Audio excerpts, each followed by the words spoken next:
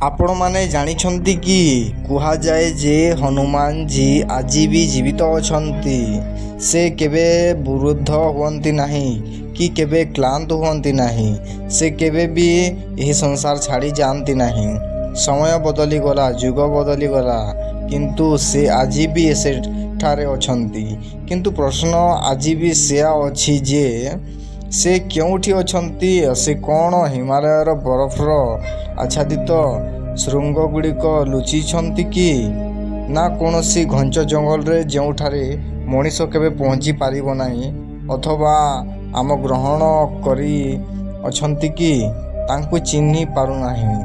ଶତାବ୍ଦୀ ଶତାବ୍ଦୀ ଧରି ଋଷି ମୁନି ସାଧୁମାନେ ଗୋଟିଏ ପ୍ରଶ୍ନ ନେଇ ବାହାରିଲେ, ହନୁମାନ କେଉଁଠି ଅଛନ୍ତି?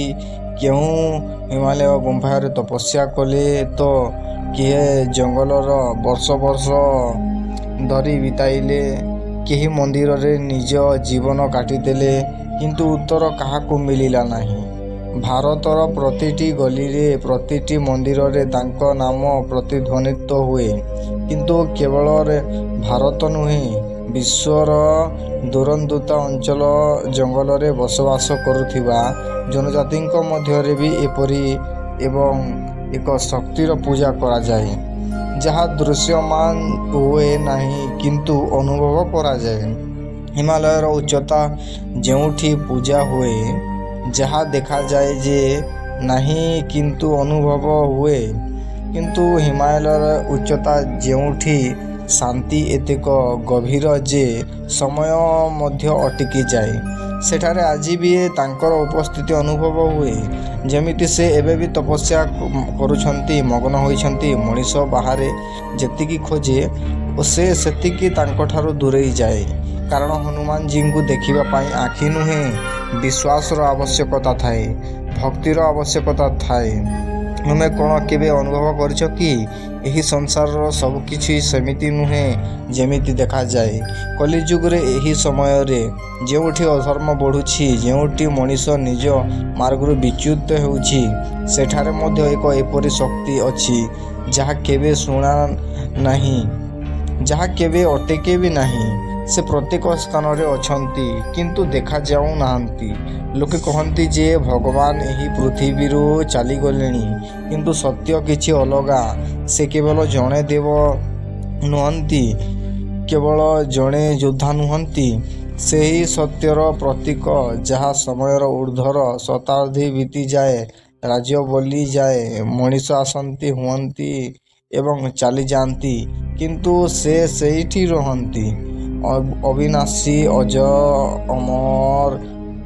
ଏପରି ଏକ ଅସ୍ତିତ୍ୱ ନା ସମୟ ଛୁଇଁପାରନ୍ତି, ନା ମୃତ୍ୟୁକୁ ସମାପ୍ତି ମଧ୍ୟ କରିପାରନ୍ତି। ଏବଂ ସେତେବେଳେ ଏ ସାଧୁଙ୍କ ଆଖିରେ ଖୋଲେ। ସେ ବାହାରକୁ ଦେଖନ୍ତି ନାହିଁ, ଭିତରକୁ ଦେଖନ୍ତି ଏବଂ ତାଙ୍କୁ ବୁଝାପଡ଼େ ଯେ ଯାହାକୁ ସେ ଖୋଜୁଥିଲେ ସେ ବାହାରେ ନୁହେଁ, ତାଙ୍କ ଭିତରେ ଅଛନ୍ତି।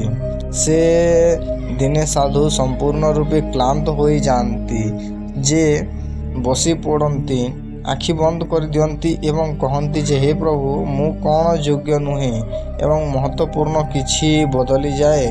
ଯେତେବେଳେ ସେ ପାଖକୁ ଆସନ୍ତି, ସେତେବେଳେ ପବନ ବଦଳିଯାଏ, ପତ୍ରଗୁଡ଼ିକ ହଲିବାକୁ ଲାଗେ, ଧରଣୀ ସାମାନ୍ୟ କମ୍ପିଉଠେ, ପକ୍ଷୀମାନେ ହଠାତ୍ ଉଡ଼ିଯାଆନ୍ତି, ପଶୁମାନେ ରାସ୍ତା ଛାଡ଼ି ଦିଅନ୍ତି, ଡରରେ ନୁହେଁ, ସାମନାରେ।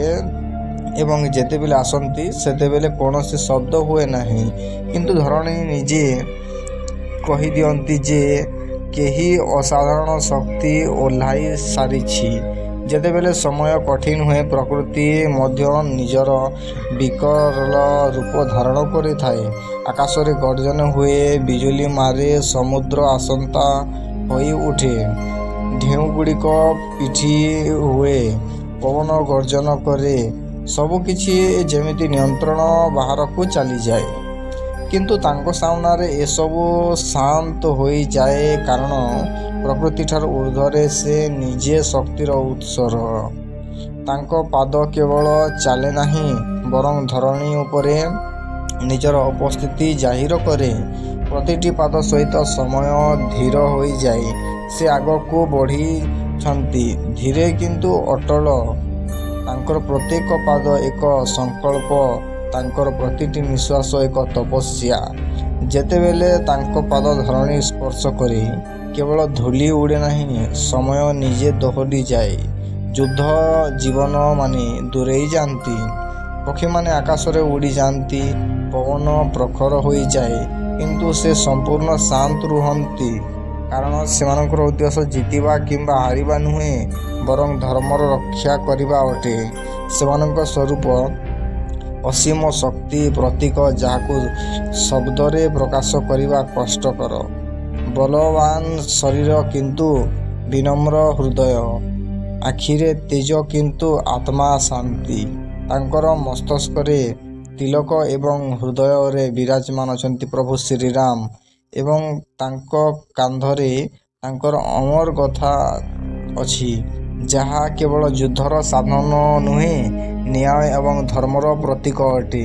ଯେତେବେଳେ ଚାରିଆଡ଼େ ଶାନ୍ତି ଖେଳିଯାଏ, ସେତେବେଳେ ପବନ ଧୀରେ ଧୀରେ ବହେ ଏବଂ ଗଛରେ ପତ୍ରଗୁଡ଼ିକ ଯେମିତି କିଛି କହିବାକୁ ଚାହୁଁଛନ୍ତି। ସେତିକିବେଳେ କେଉଁ ଦୂରରେ ଏକ ଶବ୍ଦ ଶୁଣାଯାଏ। ଏକ ପାଦ, ପୁଣି ଦ୍ୱିତୀୟ ପାଦ ଧରଣୀ ସାମାନ୍ୟରେ କମ୍ପି ଉଠେ, ଯେମିତି କେହି ସାଧାରଣ ଜୀବ ନୁହେଁ, କୌଣସି ଦିବ୍ୟ ଶକ୍ତି ଚାଲୁଛି। ତାଙ୍କର ପାଦରେ ଶବ୍ଦ ନାହିଁ, କିନ୍ତୁ ତାଙ୍କର ଉପସ୍ଥିତି ପ୍ରତ୍ୟେକ ଦିଗରେ ଅନୁଭୂତ ହୁଏ। ସେ ସମୁଦ୍ର ଆଡ଼କୁ ଅଗ୍ରସର ହେଉଛନ୍ତି। ଲହରୀଗୁଡ଼ିକ ଉଠୁଛି, ପବନ ପ୍ରଖର ହେଉଛି, ଯେମିତି ପ୍ରକୃତିର ମଧ୍ୟ ତାଙ୍କର ଅପେକ୍ଷା କରୁଛି। ଏବଂ ତାପରେ ଏକ ମୁହୂର୍ତ୍ତପୂର୍ଣ୍ଣ ଆସେ, ଯେତେବେଳେ ସେ ଅଟକନ୍ତି ନାହିଁ, ସେ ଧରତୀକୁ ଛାଣି ଦିଅନ୍ତି ଏବଂ ଆକାଶ ଆଡ଼କୁ ବଢ଼ନ୍ତି। ବାଦଲ ଉପରେ, ପବନ ମଧ୍ୟରେ ଉଡ଼ନ୍ତି ନାହିଁ, ସେ ବାୟୁର ସମାନ ସହିତ ଉଡ଼ନ୍ତି।